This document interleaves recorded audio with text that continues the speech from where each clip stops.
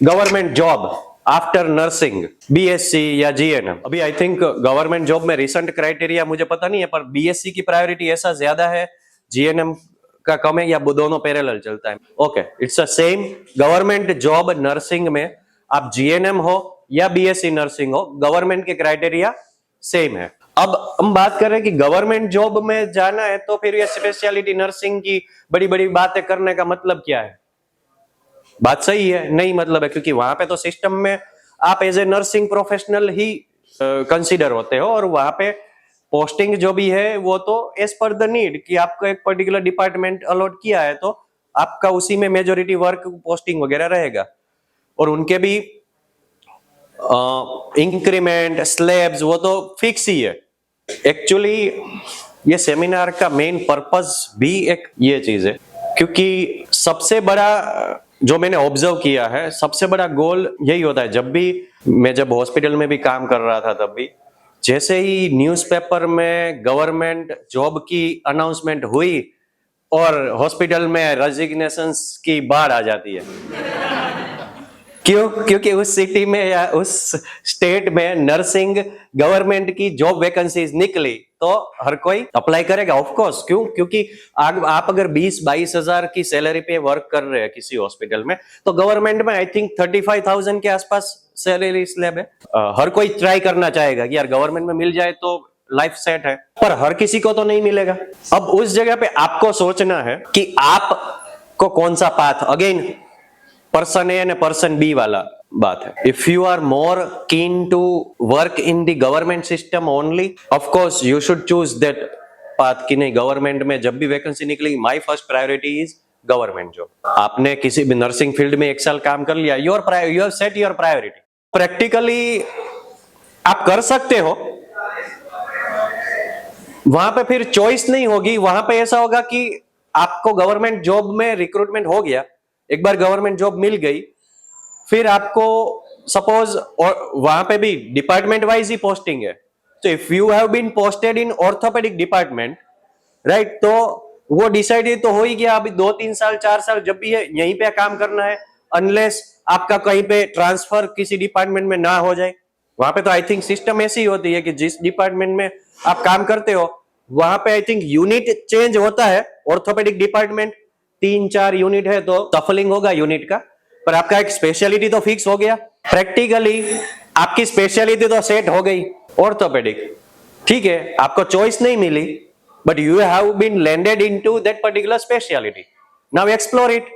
जब हम medical college में पढ़ते थे ना, तब हम लाइब्रेरी में वो कोट्स लिखे हुए थे ना। अब I remember that there was one line one of my friend has written, when you can't change the situation, then enjoy it. Enjoy by exploring that speciality. Exploring that speciality means उस speciality के related आपको पता होना चाहिए सब कुछ। वो initiate तो आपके हाथ में है ना।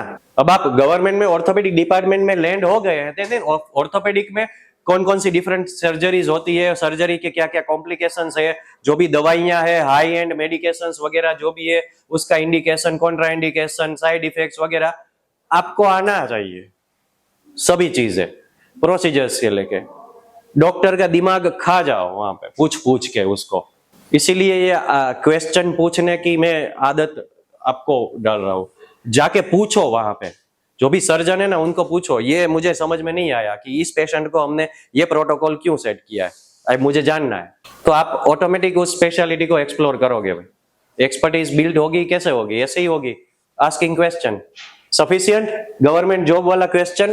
Abroad nursing career, abroad nursing में पहले तो रिक्वायरमेंट क्या क्या होगी, क्योंकि किसी को भी एब्रॉड जाना है तो मेजोरिटी अभी जो ट्रेंड है उसमें आई वुड सजेस्ट यूके, दूसरा यूएई साइड लोग जाते हैं, यूएस अनदर ऑप्शन है, पर मेरे ध्यान में इतने लोग नहीं है जो कॉमनली यूएस ज्यादा प्रीफर कर रहे हैं वगैरह। मे बी वहां पे पाथ थोड़ा लंबा होगा। Third is Canada. अगर किसी को यूके में नर्सिंग करियर का सोच रहे हैं तो हमने एक YouTube video, doctor YouTube video पे एक वीडियो उसके लिए बनाया है, क्या क्या स्टेप्स वगैरह रिक्वायर्ड है, कौन सी वेबसाइट, क्या प्रोसेस वगैरह रहता है, तो you can search on that. Basic क्या क्या चीजें रिक्वायर्ड है वो एक बार सुन लो। एक of course nursing degree and registration compulsory है, इंग्लिश प्रोफिशिएंसी टेस्ट, थर्ड चीज एक्सपीरियंस लेटर। कभी कभार हम वो भूल जाते हैं या तो अगर एब्रॉड जाना है ना तो आई वुड इंसिस्ट कि आपकी जो जॉब है ना NABH हॉस्पिटल में होनी चाहिए। तो वो भूलोगे NABH क्या है। जब भी गोल्ड खरीदने जाते हो तो क्या देखते हो क्वालिटी में? कौन का? हॉलमार्क। अब गोल्ड का पता है, हेल्थ केयर का पता नहीं है। यार हेल्थ केयर में क्वालिटी का मार्क कौन सा है? NABH, national accreditation board for health care and hospital providers. जैसे किसी भी सिटी में आपको हॉस्पिटल की वेबसाइट पे जाओगे ना तो वहां पे NABH का मार्क दिख जाएगा कि दिस हॉस्पिटल इज NABH एक्रीडिटेड। तो देखो ये एक इंपॉर्टेंट चीज है, याद रखना इसको, क्योंकि ये चीज जब हम डिसाइड करेंगे ना कि अब्रॉड जाना है, तब अगर बहुत से कम लोगों को पता है कि अच्छा ये एक्सपीरियंस लेटर मैटर करता है। क्यों मैटर करता है? क्योंकि NABH एक ग्लोबल स्टैंडर्ड फॉलो करता है। ग्लोबली हॉस्पिटल के जो भी स्टैंडर्ड्स है कि अच्छा ये हॉस्पिटल A और हॉस्पिटल B क्वालिटी वाइज अच्छा है बुरा है, कैसे पता चलेगा? वो NABH से पता चलता है। अगर पूरे इंडिया में आप जितने भी थाउजेंड्स ऑफ हॉस्पिटल्स है, एक पकड़ लो कि चलो अराउंड 50,000 हॉस्पिटल्स है, तो उसमें से I think hardly 5 to 10,000, not more than that, वो NABH एक्रीडिटेड होगा। So it is difficult to achieve that NABH standards. अब वो चीज आप जब भी, क्योंकि जैसे इंडिया में ये वॉलंटरीली है, हर हॉस्पिटल को NABH लेने की जरूरत नहीं है, पर US UK वो सब तो यही स्टैंडर्ड फॉलो करते हैं कंपलसरीली। वहां पे ऐसा नहीं है कि स्टैंडर्ड फॉलो नहीं करोगे तो हॉस्पिटल चला भी मतलब देयर आर मिनिमम स्टैंडर्ड्स। अब वहां पे डेवलप्ड कंट्री है, वेस्टर्न वर्ल्ड है, तो वहां पे उनका मिनिमम स्टैंडर्ड्स है ही, और वो स्टैंडर्ड्स और NABH के स्टैंडर्ड्स दीज आर 80% सिमिलर। तो जब एब्रॉड में जब भी वो आप जॉब के लिए जाओगे, अप्लाई करोगे, तो वहां पे वो देखते हैं, अगर दुबई वगैरह जो भी कंट्री है तो वहां पे देखते हैं कि अच्छा इन्होंने ऑलरेडी NABH हॉस्पिटल में 1 साल काम किया है, तो उनका ट्रेनिंग एफर्ट्स कम होता है, तो वो प्रायोरिटी उस हिसाब से सेट करता है। 1 साल सपोज किसी हॉस्पिटल में काम किया, किसी नर्सिंग इंचार्ज और डॉक्टर के अंडर में, तो आपने कितनी प्रोसीजर की है इंडिपेंडेंटली। प्रोसीजर मतलब राइस ट्यूब इंसर्शन, डॉक्टर को असिस्ट भी करवाया होगा काफी प्रोसीजर में, तो हम कहीं पे लिख के नहीं रखते हैं कि कौन कितनी एंडोस्कोपी असिस्ट करवाई डॉक्टर को, कितनी इंडिपेंडेंट राइस ट्यूब करवाई। पर जब ओवरसीज जाना होगा ना तो ये एडिशनल बेनिफिट है, आपके लॉग बुक का एनालिटिक्स नंबर्स। इसके लिए मैं आपको इजीली समझाना हो तो डॉक्टहब पे हमने डॉक्टहब मोबाइल ऐप में एक लॉग बुक का फीचर है। आप अपने प्रोफेशनल लाइफ में आप एज ए नर्सिंग पर्सन काम कर रहे हो, आपने आज 2 राइस ट्यूब इंसर्शन की ऐड कर दो, इंडिपेंडेंटली की, क्योंकि वहां पे ग्रेड होता है कि आपने असिस्ट करवाई, आपने ऑब्जर्व की, आपने इंडिपेंडेंटली की, कि आपने अंडर सुपरविजन परफॉर्म किया है, वो आप देख सकते हो।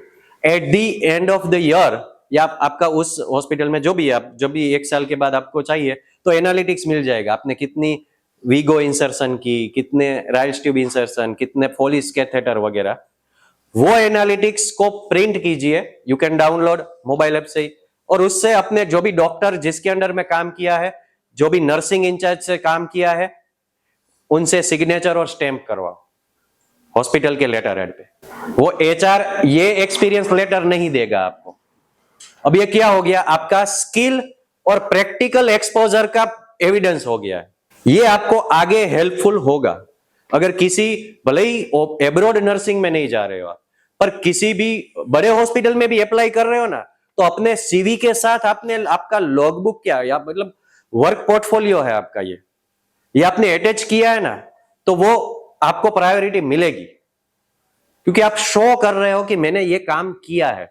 CV में आप ये सब चीजें थोड़ी लिखोगे रिज्यूमे में, आपका डायरेक्ट आपका इंटरव्यू में वही पूछेगा, अच्छा आपने ये किया हुआ है, इंडिपेंडेंटली किया, और वो रिपोर्ट ऐसा है कि आपने कितनी ऑब्जर्व की, कितनी असिस्ट की, वो सब नंबर्स वहां पे दिख जाता है, सिंगल पेज, सिंपली। दूसरा, country specific regulatory body council, उनकी वेबसाइट पे सब कुछ दिया होगा, प्रोसेस वगैरह सब, उसकी एग्जामिनेशन लग मेनली इवन दुबई में भी जाने, दुबई हेल्थ अथॉरिटी DHA की भी एग्जाम है, तो वो तो क्लियर करनी ही है सबको, कोई भी हेल्थ केयर प्रोफेशनल है उनके लिए।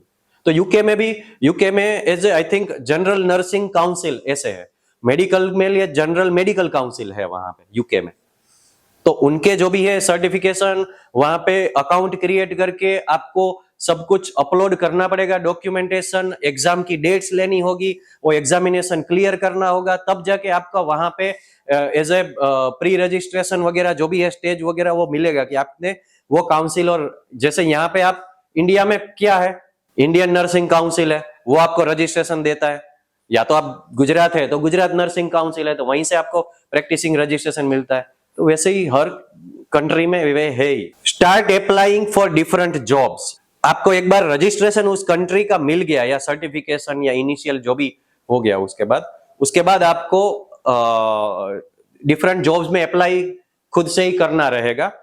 मेनली आपको एसोसिएट नर्स और असिस्टिंग नर्स पोजीशन से स्टार्ट करना पड़ेगा और हाँ, कंट्री स्पेसिफिक फिर आपको डिटेल में उसमें वहां पे जाना, पर these are the mandatory thing कि अगर आपका अभी से माइंड में है तो इस चीजों पे काम करना, इसी हिसाब से आपको चूज करना चाहिए आगे के आपके हॉस्पिटल, कौन सी हॉस्पिटल में काम करना है वगैरह।